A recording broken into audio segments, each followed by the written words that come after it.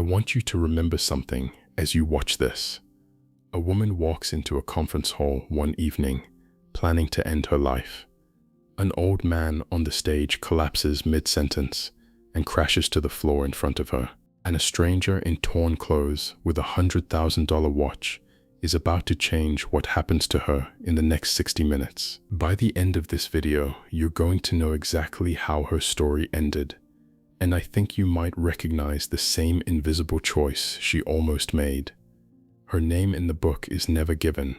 She's only ever called the entrepreneur, but she's more real than you think. The book is called The 5 a.m. Club.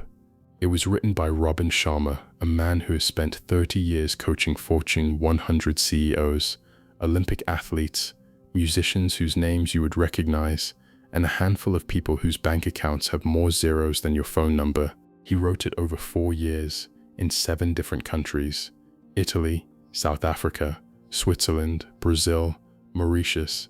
The title is simple. The promise is simpler. Rise at 5 in the morning and your life will change. But here's the strange part.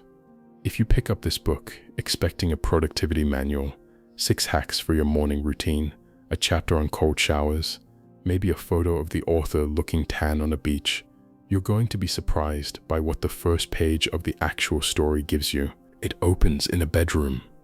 A woman is deciding whether to live. That's not a metaphor.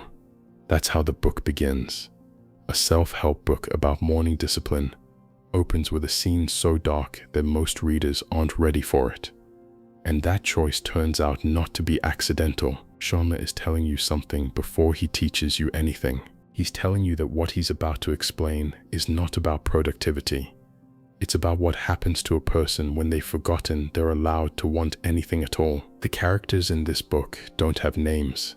They have roles. The woman is called the entrepreneur. The man sitting next to her at the seminar is called the artist. The old man on the stage is called the spellbinder. And the stranger who is about to appear, in torn clothes with a watch worth more than a car, his real name we eventually learn, Stone Riley. But right now, he's just a homeless man with a $100,000 wristwatch. This is a fable, but every idea in it, every framework, every piece of advice comes from 30 years of work with people who really did become legendary. The story is invented, the principles are not. That matters because when you hear what happens next, you're going to want to know whether any of this is real. The short answer is, the woman is not. The morning she almost doesn't survive is. So let's go back to the bedroom. The walls are white, the sheets are white.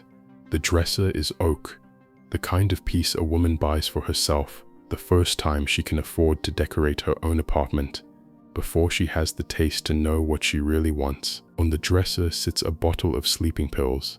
Next to it, a conference ticket. She's been staring at both for a long time. Her name in the book is never given, so let's not pretend to give her one. She's 37. She founded her technology company in her dorm room, took it public before 30, and until 6 months ago was routinely described in business magazines with words like titan and force and visionary. 6 months ago, her board began a coup. It's nearly finished now. The people she trusted most, the ones who signed the term sheets, who came to her wedding, who held her first product in their hands and told her they'd build it with her forever, are voting, quietly, to dilute her ownership of the company to almost nothing. She will still have a title, she will still have a salary, but she will have no power. And the board knows she will not stay once she realizes that. And somehow, the part that is killing her is not the money. The part that is killing her is that she does not know who she is without the thing she built. She has no hobbies. She has no husband. Her friends are investors. Her therapist is on retainer and writes more prescriptions than insights. And as she stands in this white bedroom on this Tuesday afternoon, she has arrived at a very specific, very cold calculation. A gun would be too violent. A rope would be too ancient. A knife would be too silent. But this bottle, the sleeping pills her doctor prescribed when the panic attacks got bad last year, this bottle is clean. Just take them all. Get it done. Escape the pain. And then her eyes move half an inch to the left, to the ticket. Her mother mailed it to her a month ago, with a note she didn't bother to read. It's a ticket to a personal optimization seminar that same night, across town. The kind of event the entrepreneur has spent her entire life laughing at. Broken-winged people, she calls them. The ones who line up outside hotel ballrooms looking for a guru to tell them what they already know. She has always been contemptuous of this industry, of the books with the exclamation points on the cover, of the speakers with the headsets, of the promise that something external, a room, a man, a lecture, could fix what was broken inside you. But she is standing in front of a bottle of pills, and the calculation is very simple. Either she goes to the seminar tonight and something happens, or she takes the pills and finds her peace the way she has already decided she will. She gives it one last chance, not because she believes in it, because she has nothing left to lose. 2 hours later, she is sitting in a conference hall. The room holds thousands. The lights are dim. She is wearing a cream-colored blouse with a large black bow tie at the collar, a blue pencil skirt, the armor of a woman who wants the world to know she is not here because she needs to be. She sits with her arms folded. Next to her, by accident of seat assignment, is a man she will eventually marry, though neither of them knows this yet, and both of them would find the idea ridiculous if you told them tonight. He's a painter, dreadlocks, tattoos running down both arms. One of them reads, "Rich people are fakers," which is ironic because he has always secretly wanted to be one. Neither of these two strangers has any idea that the next 60 minutes are going to bind them together for the rest of their lives. One is here because she has run out of reasons to keep going. The other is here because he has talent he has never been brave enough to use. And then the lights go down and an old man walks out onto the stage. He's in a charcoal gray suit with soft white pinstripes and blue-tinted eyeglasses. His name in the book is the Spellbinder, and he is, somehow, the most revered public speaker on the planet. He is in his 80s. His career is nearly over. He walks carefully because his body is failing, but his voice is still a preacher's voice. He has spent 6 decades telling people in stadiums on every continent that they were built for more than the life they are living. Life's too short to play small with your talents, he says tonight. You were born into the opportunity, as well as the responsibility, to become legendary. You've been built to achieve masterwork level things. You have been constructed to be a force for good on this tiny planet. The entrepreneur does not cry easily. She hasn't cried in years. She is a woman who has trained every soft edge out of herself on the way up.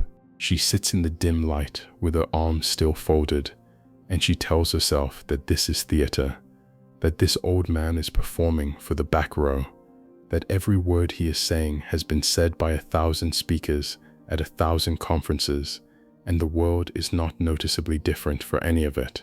And then something happens at the back of her throat that she was not expecting. Something loosens, and she does not know why. And then the old man on the stage begins to cough, mildly at first, a small catch in his voice. He pauses, takes a breath as big as a mountain, and keeps going.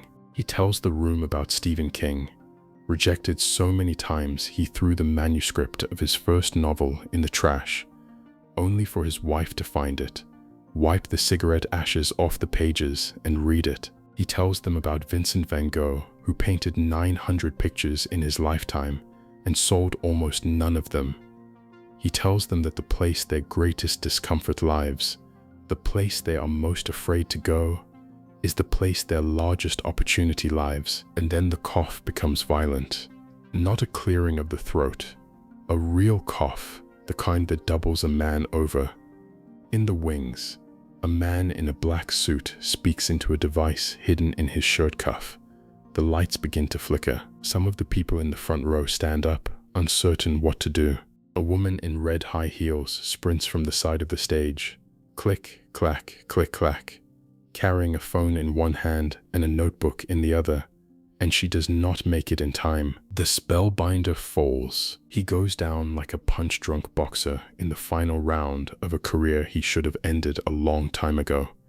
His glasses come off and land beside him. A thin line of blood escapes from where his head hit the stage. The handkerchief he had been holding is still in his hand. He does not move. The entrepreneur is sitting in her seat, arms still folded, watching an old man she had never heard of until 3 hours ago die in front of her. And something in her chest does a strange, small thing. She came here tonight to be saved or to be done. She did not expect to watch somebody else run out of time first.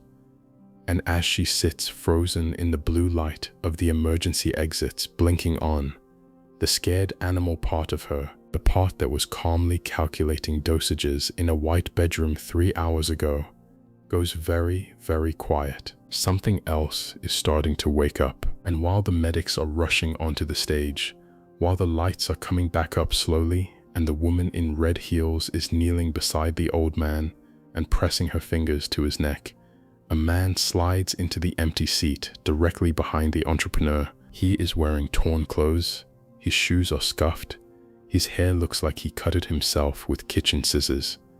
There is a faint smell about him, not unclean, just lived in, like a person who has been on the road.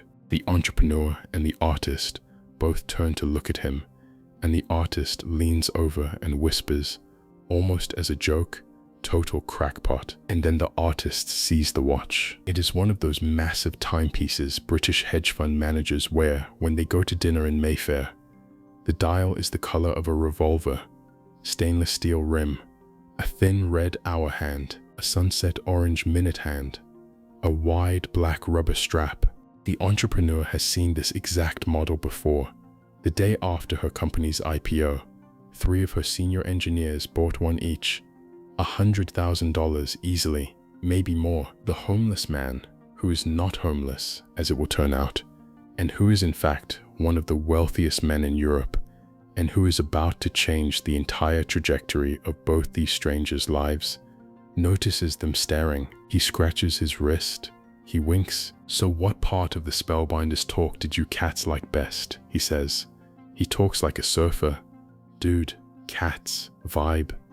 He asks this as though there is not, at this very moment, an 80-year-old man bleeding on the stage 15 feet in front of them, as though what just happened is nothing more remarkable than a skipped chorus in a song he has heard 100 times before. The entrepreneur stares at him. "I really don't mean to be rude," she says, "but I'm not sure how you got in here. I have no idea where you got that watch. And I don't know what you think is funny about what just happened to that man on the stage." The homeless man smiles. He reaches into the pocket of his torn jacket and pulls out a creased card, handwritten. On it is an address on an island in the Indian Ocean most of us will never visit, and a date, 2 weeks from tonight. He slides it across the seat. "I've got a plane waiting," he says. "Runway's not far. Couple things you should know about me, cats. I was a surfer, spent a lot of years in Malibu. I build companies now, a lot of them."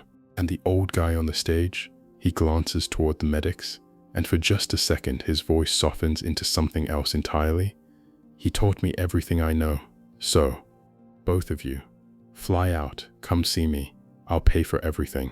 There's something I need to show you, and I think you are both a long way from figuring it out on your own." And then he stands up. He actually stands up and walks out of a ballroom where an old man has just collapsed, past the security guards, past the paramedics wheeling a stretcher in from the back, and disappears into the parking lot without looking back once. The entrepreneur looks at the artist. The artist looks at her. Neither of them knows yet that they are going to get on that plane. Neither of them knows that the man who just left is a billionaire named Stone Riley. Neither of them knows that his wife died years ago in Rome, that he is already sick with an illness he has told no one about, that he has less than a year to live. Neither of them knows that the island in the Indian Ocean is going to be the first of 4 countries he will fly them to, one after the other, over the next few weeks. and neither of them knows that the old man on the stage tonight is going to survive against the odds and come back at the end of their journey to deliver the line that changes both of their lives. All they know, sitting in the dimming light of the conference hall with a business card between them, is that something has just happened. And something in the entrepreneur, the part that had been calculating dosages in a white bedroom 4 hours ago, has gone quiet. Still there. Not gone, but quiet. For now, that is enough. 2 weeks later, she is on the plane. She still doesn't fully understand why. The board meeting is in 4 days. The lawyers have been calling. Her mother, the one who mailed her the ticket, has left 3 voicemails she hasn't returned. And yet she is on a private jet somewhere over the southern Indian Ocean in a pair of faded jeans and a red t-shirt. Her first red t-shirt, because she doesn't own clothes that aren't designed to be photographed in a boardroom, and the artist is sitting across from her, awkwardly, neither of them quite sure whether they are supposed to talk. The homeless man, the billionaire, had emailed them both within hours of the seminar. Flights, a car, a house, no strings. If you had asked her on the plane what she was doing there, she could not have told you. She would have said something about curiosity, or about needing a break from the board.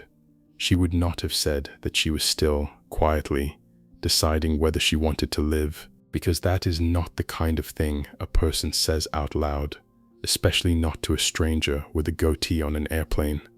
But it was true. She had not thrown the pills away. They were still in her bathroom cabinet when she left her apartment. She had looked at them one last time before closing the door. The island is called Mauritius. It sits about 1,000 miles east of Madagascar, in a part of the ocean most Americans could not find on a map. The billionaire's compound is on the western coast near Tamarin Bay, where the waves are small enough that a man in his 60s can still paddle out on a longboard every morning without embarrassing himself. When she lands, the air smells like salt and frangipani. The driver does not ask her name, he already knows it. At 4:45 the next morning, someone knocks on the door of the guest villa. It's the artist. He is holding 2 cups of black coffee. He doesn't say anything. He just hands her one, nods toward the beach, and walks. She follows. Stone Riley is already on the sand when they arrive. He is sitting cross-legged in the dark, facing east. He is wearing camouflage shorts, no shirt, and, for reasons that will become clear eventually, a pair of rubber diving booties with small smiley faces on them. The same man they saw in torn clothes at the conference, the same $100,000 watch. His eyes are closed. He is breathing slowly and deliberately, the way a man breathes when he is doing a thing he has done 10,000 times. It's 5 in the morning, and this is the moment in the book where the teaching starts, and where, if you are reading quickly, you might mistake what Sharma is actually trying to tell you. Because what comes next sounds, on the surface, like a productivity lecture. Wake up early, train hard, read books. It sounds like the thing you've heard 1,000 times from 1,000 influencers who are selling you a course with the word elite in the title. But it's not that. What Riley is about to explain to these 2 strangers on a beach in the dark is not a productivity system. It is a theory of why a successful woman was standing in a white bedroom 3 weeks ago, trying to decide how to die. He opens his eyes. He doesn't say good morning. He doesn't ask how their flight was. He just starts. Most people, he says, work on the wrong thing their entire lives. Then he tells them a story about something called the 4 interior empires. The idea is this: a human being, Riley says, is not one thing. A human being is 4 things stacked on top of each other, 4 inner landscapes that have to be developed in parallel, because if you develop any one of them while neglecting the others, the whole structure eventually collapses. The first empire is mindset. The second is heart set. The third is health set. The fourth is soul set. Mind, emotion, body, spirit. And the reason most people who seem to have everything are secretly miserable is that they have spent their entire lives optimizing one of these 4 while letting the other 3 slowly die. The whole self-improvement industry is obsessed with mindset, Riley says. Every podcast, every book, every seminar, mindset, mindset, mindset, and mindset matters. It really does. Your beliefs shape your reality. Your thoughts become your actions. All of that is true, but a person with a world-class mindset and an empty heart is not a legend. That person is a machine, and machines break. He's pacing now in the soft sand, barefoot, the smiley face booties left in a pile beside his meditation spot.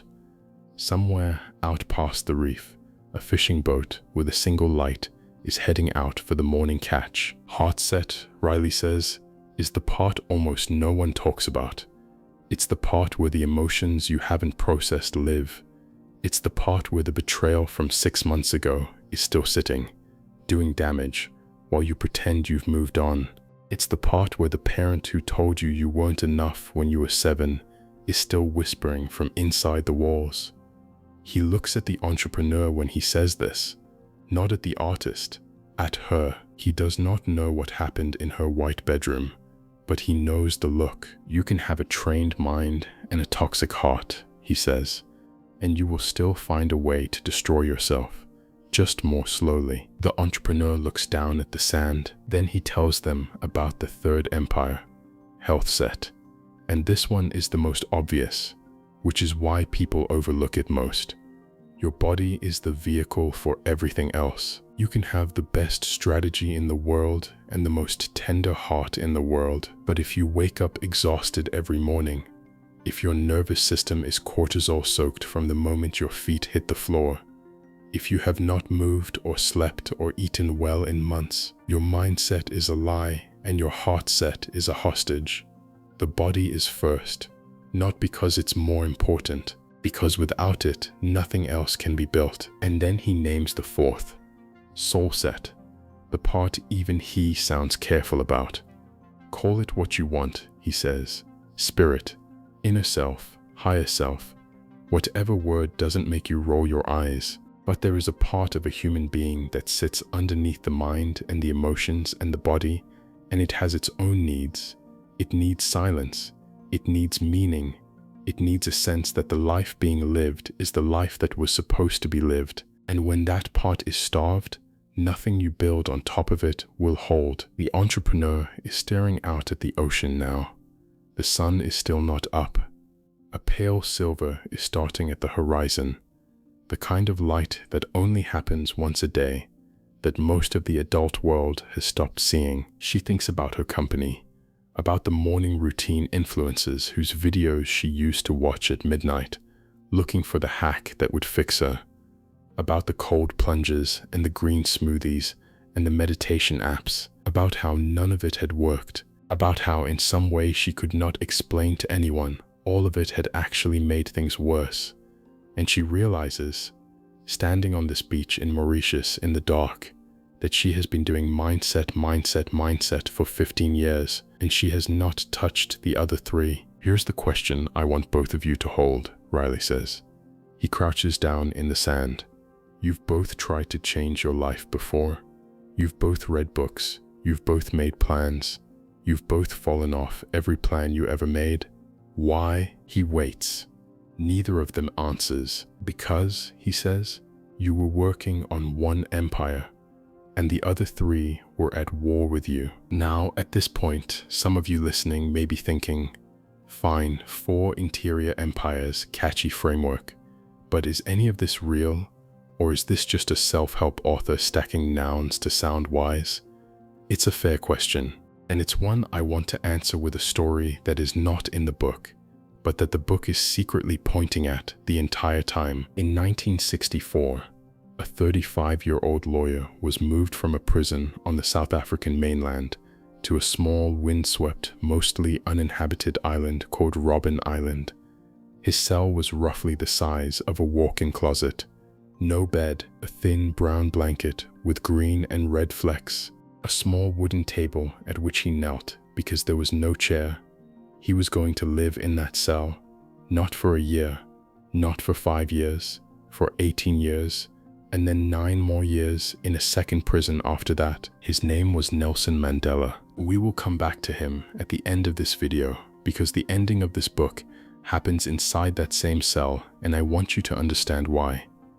But for right now, I want you to know one thing about what Mandela did in that closet for nearly 2 decades. He woke up at 5 in the morning, every morning, in a cold cell with nothing to wake up for, with no audience, with no one checking. He ran in place for 45 minutes.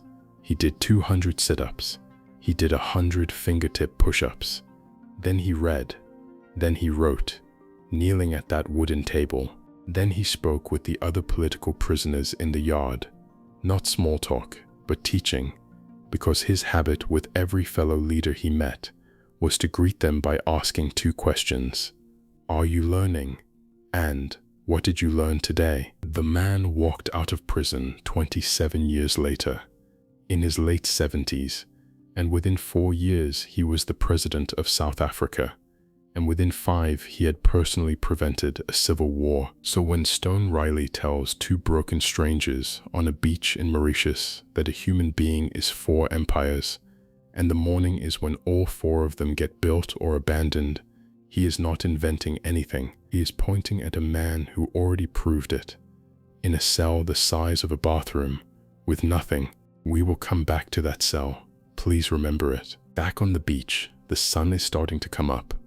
Riley looks at his 2 students. Neither of them has said a word in several minutes. He says, most of what is wrong with your life right now is not a strategy problem. It's a heart-set problem you haven't admitted yet. And until you do, no amount of grinding is going to save you. The alarm clock is the easy part. The hour after the alarm clock, that's where your actual life gets decided. The entrepreneur finally speaks. What do we do in the hour? She asks. Riley smiles. That, he says, is what we are going to Rome for. We still haven't told you what happened to the entrepreneur. Not really. She's standing on a beach on the other side of the world. She's breathing. She's listening. A part of her that was calculating dosages 3 weeks ago is starting to ask a different kind of question. But she hasn't decided anything yet. Her board is still voting. The pills are still in her bathroom cabinet. And the man teaching her has not told anyone except one person that he is already dying. Her story isn't finished, not even close. 3 weeks after Mauritius, the entrepreneur is standing on the Spanish Steps at 4:50 in the morning. The city of Rome is not awake yet. The small scooters that will clog the Via del Corso by 9 are still chained to lampposts. The cafes on the square below, the Piazza di Spagna with its old boat fountain carved by Bernini 400 years ago, are dark. A single bakery on a side street has its lights on, and a man in a white apron is carrying a tray of cornetti out to a delivery bike. The air in Rome in the hour before dawn is a specific thing. If you have never been there at that hour, it is hard to describe. It smells like stone that has been cooling all night. The artist is standing next to her in a pair of green lens sunglasses he does not technically need yet. He is carrying a notebook. In the weeks since Mauritius, something has shifted in both of them, and neither has quite acknowledged it yet. They have been traveling together. They have not been sleeping together, but the artist has noticed that the entrepreneur does not flinch anymore when he sits next to her, and the entrepreneur has noticed that she has not been alone in her head since the plane. Stone Riley comes up the steps from below. He is holding a cup of espresso in one hand. In the other, he is holding up the back of his left hand for them to see. There is a temporary tattoo on it. It looks like something a kid at a birthday party would get. It reads, in simple black digits, 20, 20, 20. Got this last night, he says. There's a guy in Trastevere who does them. Cool, right? The artist stares at him. The tattoo is objectively ridiculous. Riley does not care. He is in Rome, which is the city his wife was from.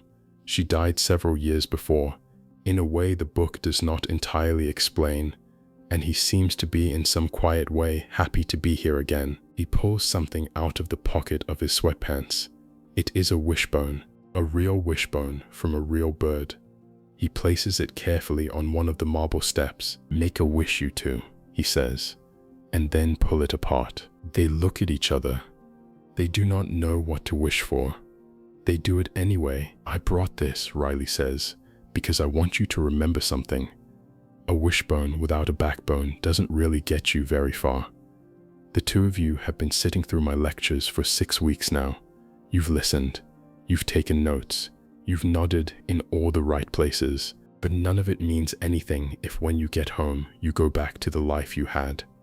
Most people who read a book like this one will get to the end of it and feel inspired for about 4 days. Then they'll go back to waking up at 7:30 and checking their phone before they've opened their eyes.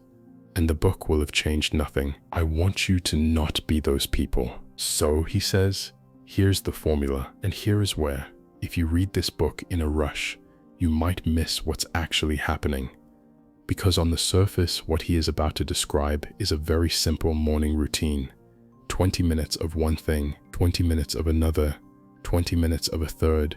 It is not a complicated idea. A smart 10-year-old could follow it. But underneath it is something more interesting than a routine. It is a claim about the specific neurobiology of the first hour after you wake up." Riley sits down on the steps. The sun is starting to catch the yellow facade of the church above them, the Trinità di Monti, the one that crowns the top of the stairs. He taps the tattoo on his hand. "The first 20 minutes, he says, you move. Not yoga, not stretching, not a walk. I want you to sweat.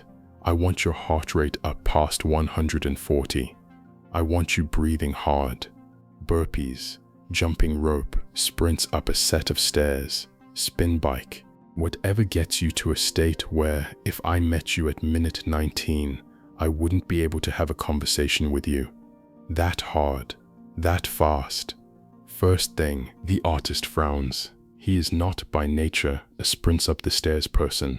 He is by nature a man who enjoys the horizontal surface of a bed for as long as the world will allow it. "Why?" the entrepreneur asks. "Because of cortisol," Riley says. And now he is about to tell them something that, at the time this book was written in 2018, was just starting to become mainstream science, but which has since been replicated in research so many times it is now one of the most well-documented findings in morning physiology. The hormone cortisol, which most people know only as the stress hormone, is not actually high because you are stressed.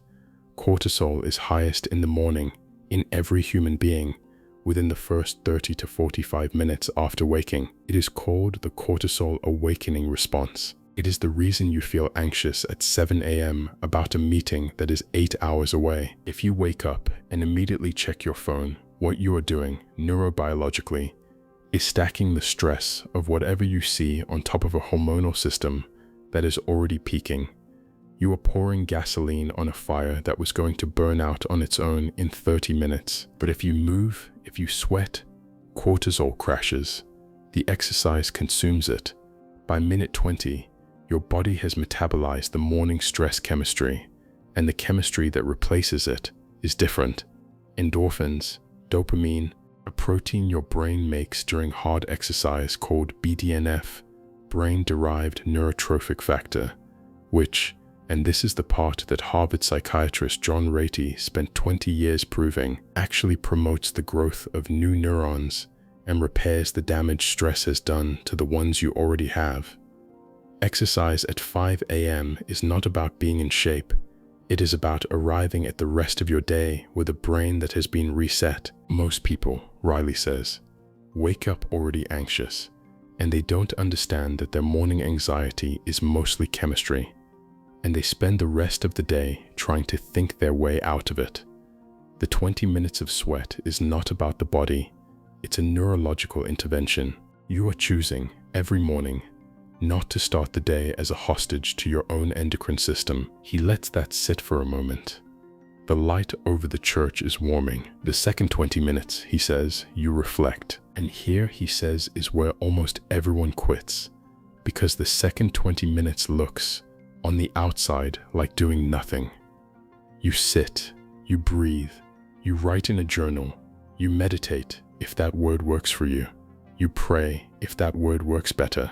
You plan the day specifically, not a task list, but the 3 things that, if you did them, would mean the day mattered. The point of the second 20 minutes is not productivity.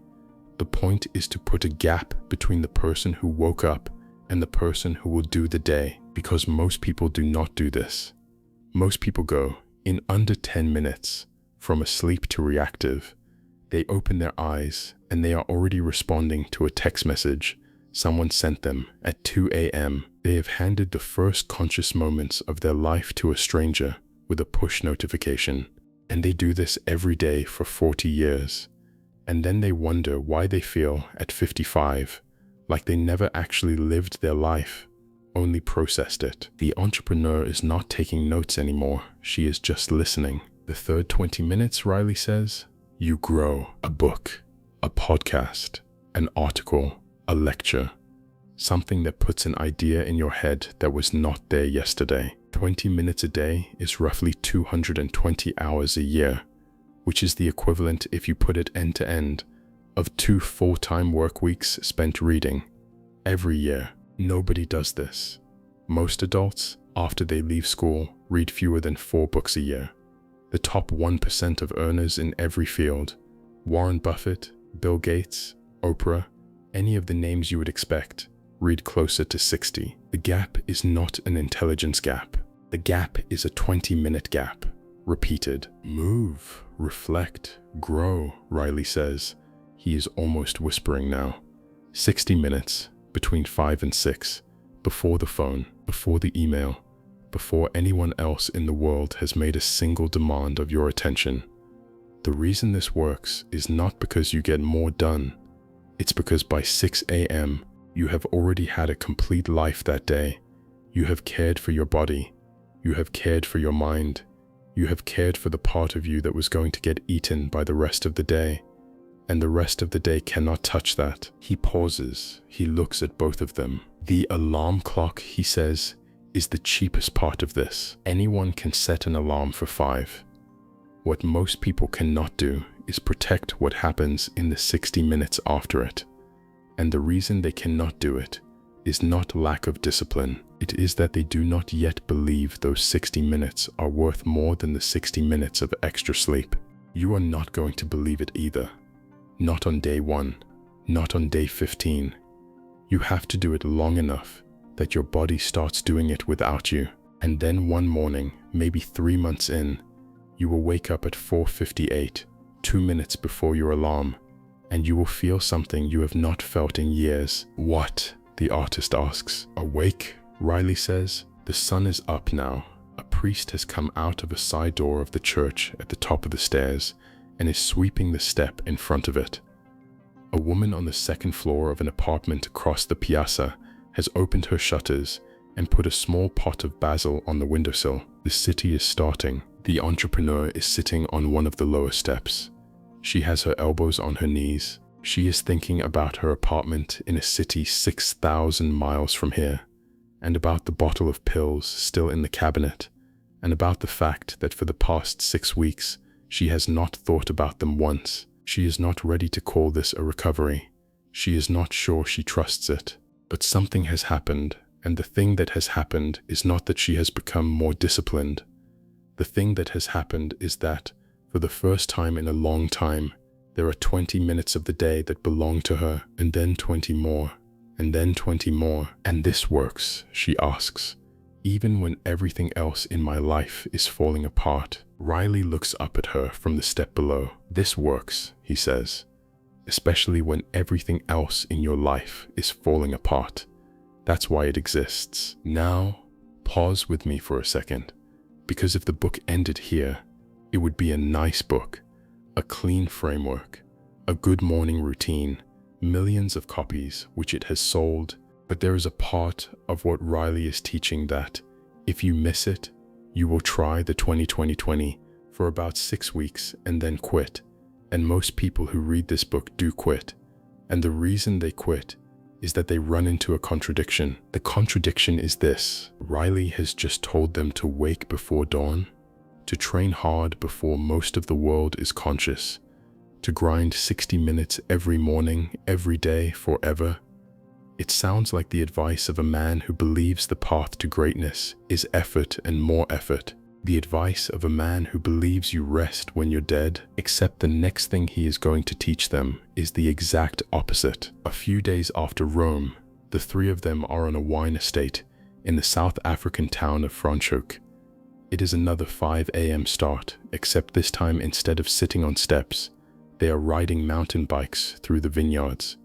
Riley is coughing more than he was in Rome. Once, on a downhill stretch, he spits, and what comes up is tinged red. The artist notices. Riley waves it off. When they stop to rest at the edge of a row of old vines, Riley reaches into his backpack and pulls out another piece of paper with a diagram on it. "I told you sweat in the morning is a non-negotiable," he says. "I meant it, but I have to tell you the second half of that now, or you're going to burn yourselves out inside a year. The second half is this." He taps the diagram. "Your growth doesn't happen when you train. Your growth happens when you rest." This is a claim that, if you have spent any time in the hustle corner of the internet, is likely to sound wrong to you, because the hustle corner of the internet has spent a decade telling you that you sleep when you are dead, that the grind does not stop, that if you are not working, someone else is, and they are going to beat you.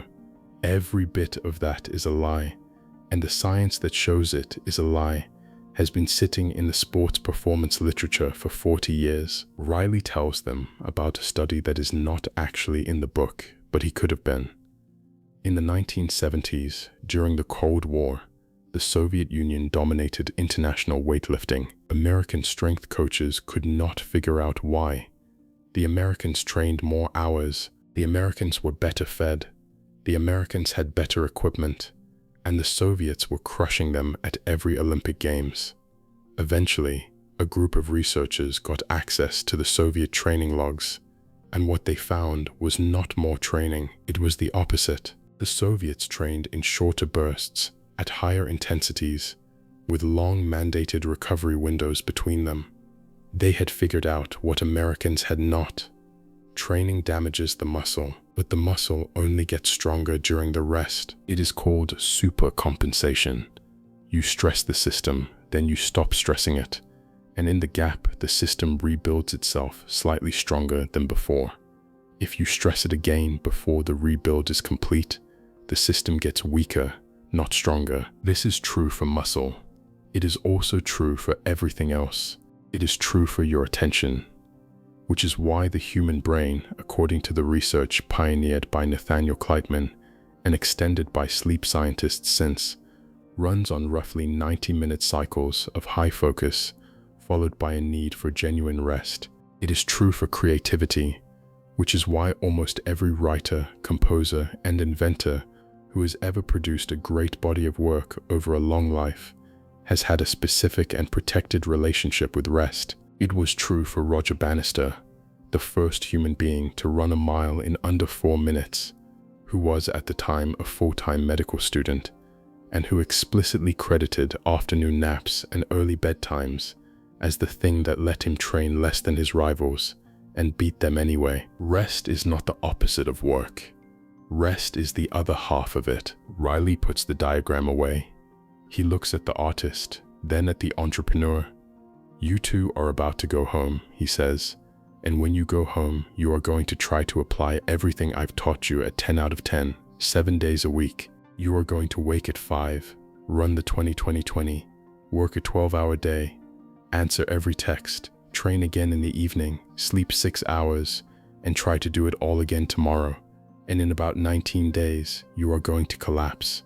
And then you are going to tell yourself the problem was discipline, that you weren't tough enough, that you are not the kind of person who can do this. That will be a lie," he says. "The problem will not have been discipline.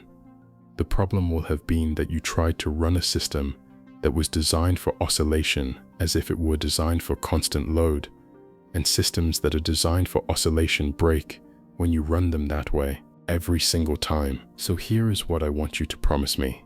He reaches into his backpack one more time. He pulls out 2 pieces of paper folded in half. He hands one to each of them. You don't open those now. You open those when you are home, when you are back at your desk, when you are about to tell yourself that you cannot afford to take a day off this week. That's when you read what's on the paper, not before. The entrepreneur takes the paper and puts it in the pocket of her jacket. She does not know yet that it will matter to her later more than anything he has said on this trip. She does not know yet that within 4 months of going home, she will nearly relapse into her old pattern. Not the pills, not that, but the grinding, the 70-hour weeks, the sleep deprivation, the slow erasure of the self she has just started to rebuild. She does not know that the piece of paper Riley has just handed her will stop her, that she will take it out of a drawer one night at 9:30, read it, close the laptop, and go to bed. But we are getting ahead of her story.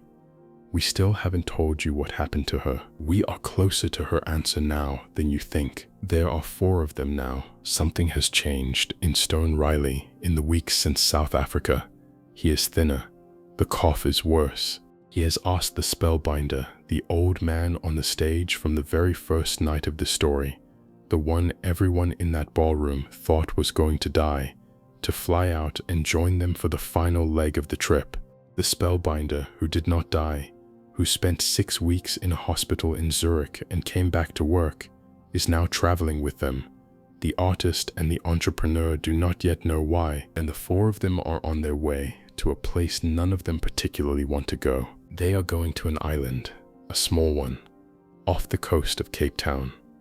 About 7 miles of rock and wind and seabirds, with a single stone prison on it that has not held prisoners in 30 years, where a man once woke up at 5 in the morning every day for 18 years, in a cell the size of a closet, and did the only thing he could still control. The ferry from Cape Town to Robin Island takes about 30 minutes. It leaves from the V&A waterfront, where tourists line up in the cold to buy coffee in paper cups and photograph the mountain behind them, and it crosses a stretch of water that in winter is one of the roughest short ferry crossings in the world. The island is 7 miles off the coast. You can see it from the mainland on a clear day, which was the point. Whoever designed the prison system chose that island specifically because prisoners on the yard could look across the water and see the country they had been removed from. The city was close enough to taunt them and far enough to be unreachable. The 4 of them, Riley, the spellbinder, the entrepreneur, and the artist, arrive on a morning the island is officially closed to the public. Bad weather, the tour buses are parked, most of the guides have the day off. It is not clear why Riley has insisted on this trip. He is visibly worse. He has stopped pretending the cough is nothing. 2 nights ago, in the hotel in Cape Town, the spellbinder had to help him walk from his chair to the bed. The entrepreneur had seen it through a cracked door and said nothing. Whatever Riley is here to finish, he wants to finish it in this specific place. A security guard in a dusty pickup rolls up to the dock. He is in uniform. He is not supposed to let anyone in today. He looks at the 4 of them, the old man in the pinstripe suit, the billionaire in torn sweatpants with a $100,000 watch, the woman in faded jeans, the painter with the dreadlocks, and something in his face shifts. He gets out of the truck. He walks up to the spellbinder, and the guard, it turns out, has listened to every one of the spellbinder's recorded talks for 15 years. He owns every book. He has photographs of the old man on his wall at home. The spellbinder is who got him through the years after his brother died. He opens the closed prison for them. Private tour. Just the 4 of them. The guide he calls in is not a regular tour guide. He is an older man, quiet, soft-spoken, with a slight limp from an old injury. He was a political prisoner on this island for 8 years in the 1970s. He served time with Nelson Mandela personally. He agrees to walk them through the prison, not because the spellbinder is famous, but because a man who once spent 8 years in a cell himself recognizes, somehow, that one of the men in this small group is dying, and has chosen this place for a reason. They walk up the path from the dock. The wind off the South Atlantic is cold and wet. Seagulls, the sound of the water hitting the rocks. The guide does not give a tourist speech. He tells them as they walk what it was actually like. Mandela, he says, arrived here in 1964. He was in his 40s. He was a lawyer by training. He had been sentenced to life in prison for the crime of organizing against the South African government. When he was put off the boat at this dock, he was ordered, within his first days, to dig a grave in the prison yard, then to lie in the grave he had dug. Then the guards unzipped their pants and urinated on him as he lay there. The four of them do not say anything. They keep walking. The guide takes them into the main cell block. It is a low stone building with a long corridor down the middle, small doors on either side. He stops at the fourth door on the right. He turns the handle. He lets the entrepreneur go in first. The cell is smaller than most people's bathrooms. There is no bed. There is a thin brown blanket with green and red flecks on the concrete floor.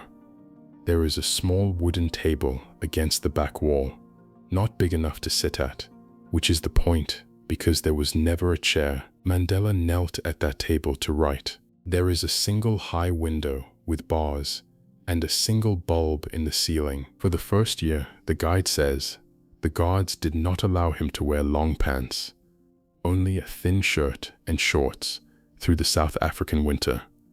When letters came from his wife and his children, most of them were not delivered. The few that were had been read first by the guards, with entire sections blacked out.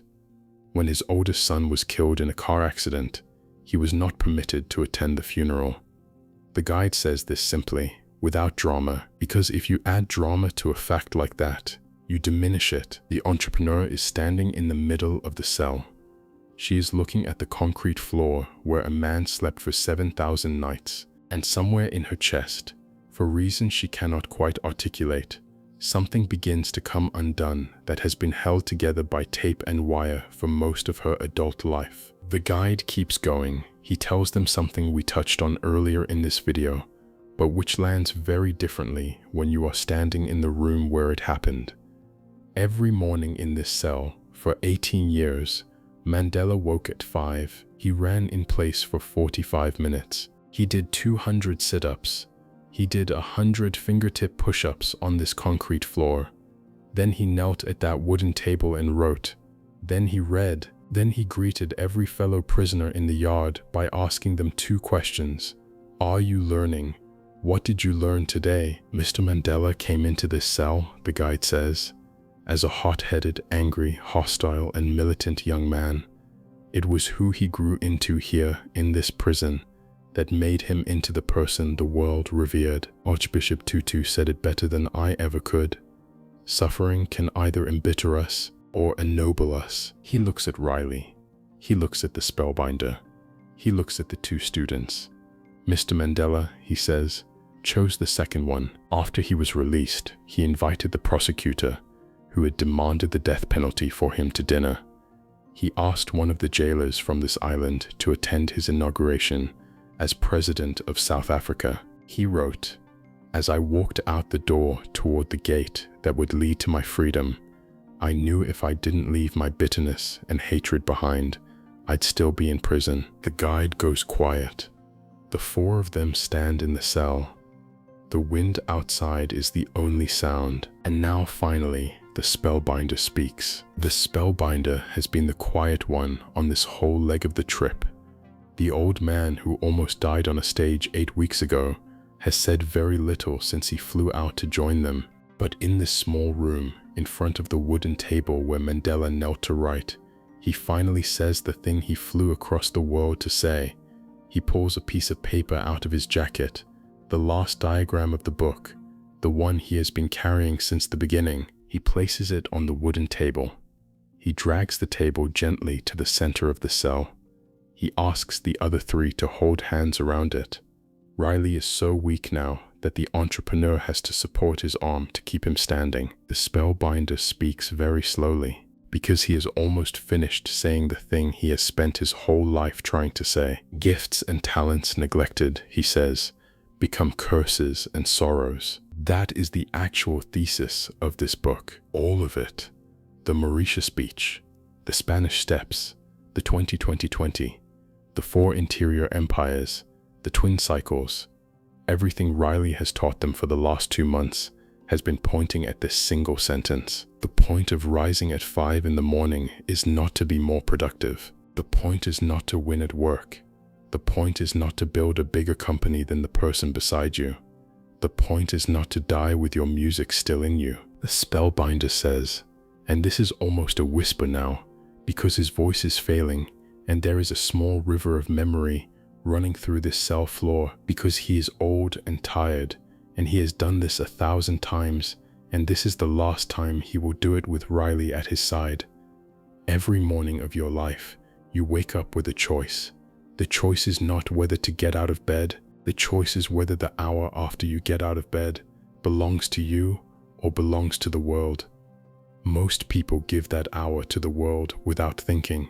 They check their phone, they answer email, they react. They spend the sacred first 60 minutes of their day feeding the demands of other people, and by the time they sit down to their actual life, they have nothing left. You have been given a life, he says. It is shorter than you think it is. Nelson Mandela's cell is a room you can see with your eyes, but most of us build our own Robin Islands in our own heads and live in them for 40 years. The irony is that we built them ourselves, and we hold the key. He looks at the entrepreneur. Young lady, he says, and he has never called her that. He has never called her anything at all. She has been a stranger to him until this moment. I don't know what you came to the seminar for that night. I know what my best students used to say about the nights they came to me. Some of them came because they wanted more. Some of them came because they were lost. A small number of them came because they had been standing over something like a bottle, and they were a few minutes from taking it. If that was you, I will not ask you to tell me. I will only tell you this. The reason you did not take it is not because you were strong. The reason you did not take it is because there was something in you that still wanted to see what happened next. The morning discipline we have taught you is not a productivity method. It is a way of feeding that thing every day for the rest of your life, so it does not go quiet again. The entrepreneur is crying. She has not cried in a very long time. Stone Riley, who has by this point mostly stopped pretending that he is going to be alive much longer, looks at both of his students. He is holding himself up by leaning one hand on the wooden table Mandela used to kneel at. With the other hand, he reaches for the entrepreneur's shoulder. Starting at 5 a.m., he says, "Own your morning, elevate your life." That is the sentence that runs through the whole book and which is only ever spoken in its final form in this cell.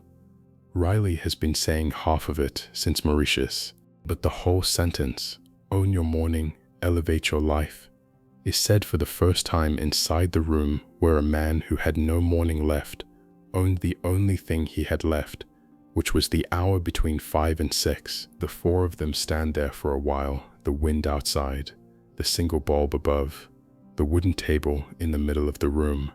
Nobody says anything else. Eventually, the guide leads them out. 3 months after that morning on Robin Island, Stone Riley dies. He dies peacefully, in a small apartment in the historic center of Rome, the city his wife was from, the one he had not been able to return to for years after she passed. His daughter is at his side. So is the spellbinder, his oldest friend, who flies in from Tokyo the day the call comes. In his last weeks, Riley liquidates every business he owns, every share, every piece of property except the compound in Mauritius, which he has already decided to leave to the 2 strangers he once sat behind in a ballroom. He gives every dollar of the rest to charity. He dies, by any measure the world uses, with nothing and with everything. On the day of his death, the book says, more doves and butterflies took flight over Rome than had been seen in years, and there was a double rainbow that stretched from the Spanish Steps to the Colosseum. That part is the fable speaking. It is the author allowing himself, at the end of a book largely grounded in hard practical advice, one moment of the mythic. Because Riley is not a real person, but the kind of man Riley is, the man who dies quietly after giving away everything, the man who spent his last months teaching 2 strangers how to live. That man is real, and has lived many times, under many names, in many centuries, 5 years after Robin Island. And now we arrive at the answer to the question I asked you to hold in the first 30 seconds of this video. Do you remember it? A woman walks into a seminar planning to end her life. I told you that by the end of this video, you would know how her story ended.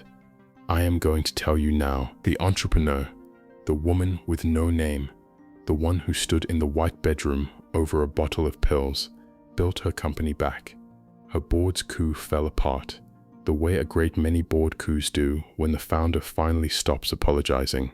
She took the company public a second time, in a way the first time had not allowed her to. By the time the events of the epilogue take place, she is one of the wealthier women in her field. But that is not the part that matters. She married the artist. She has a son with him. They named the son Stone. She has run 4 marathons, something the 37-year-old in the white bedroom would have found absurd, and she volunteers at a shelter for homeless people every Tuesday night. She gardens. She reads books. She laughs in a way that she did not laugh before. And every morning at 4:58, 2 minutes before her alarm, she wakes up. She does not wake up because she is disciplined. She does not wake up because she is grinding towards something. She wakes up because the hour between 5 and 6, the hour when she moves and reflects and grows, is the hour that reminds her every day that she is a person who gets to be alive and who almost wasn't. That is the answer to the question. The resolution is not that she survived. Plenty of people survive. The resolution is that she became the kind of person for whom surviving was the floor, not the ceiling. She became somebody, and the thing that moved her from the floor to who she is now was not willpower, and was not ambition, and was not a breakthrough. It was an hour a day, for 5 years, 1,800 hours if you do the math, which is, not coincidentally, roughly the same number of hours Nelson Mandela spent doing his morning routine in his cell before he walked out. 60 minutes, repeated. That is the entire book. So here we are at the end, and I want to tell you something that I was not sure when I started this video, whether I was going to say. The 5 a.m. Club is not a book about getting up early. It is a book about what you do with the life you have been given. The 5 a.m. part is the scaffolding. The 60 minutes is the scaffolding. You could replace the entire routine with something else. If you had to, you could do it at 6 a.m. instead. You could do it in 40 minutes instead of 60. You could do it with a different ordering of the 3 parts. The specific mechanics matter less than people think they do. What matters is that there is an hour of the day, 1 hour protected before anyone else can touch it, that belongs to the person you are still trying to become. Most people do not have that hour.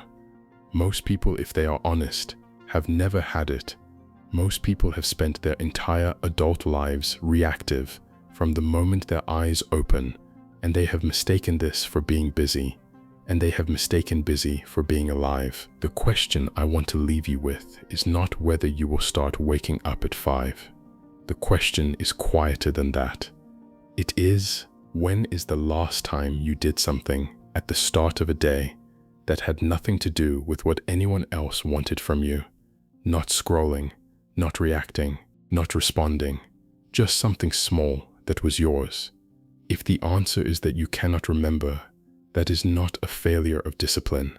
That is a signal that something has been taken from you slowly, over a long time, without your permission, and the only person who can give it back to you is you. You do not have to wake up at 5 tomorrow. You just have to wake up one morning soon, with 20 minutes that are yours, and then do it again, and then do it again. That is where it starts. If any of this landed for you, the book is worth owning. Robin Sharma is a fable writer, not a scientist, and some of what he writes sounds more florid than it needs to sound, but the bones of what he teaches are real, and they are tested, and the 20-20-20 in particular is the kind of framework that is worth keeping on your nightstand. The audiobook is good if you want to hear it while you walk, The links are below. And if you have been watching this channel long enough to have gotten this far, if you have ever at any point suspected that your mornings are running you instead of the other way around, subscribe. There is more coming. 4 books a week, sometimes 5. Some of them will be about how to build a business. Some will be about how to think clearly. A few, like this one, will be about things I was not expecting to say out loud. Thank you for sitting with me through this one. Take care of your hour. I will see you in the next one.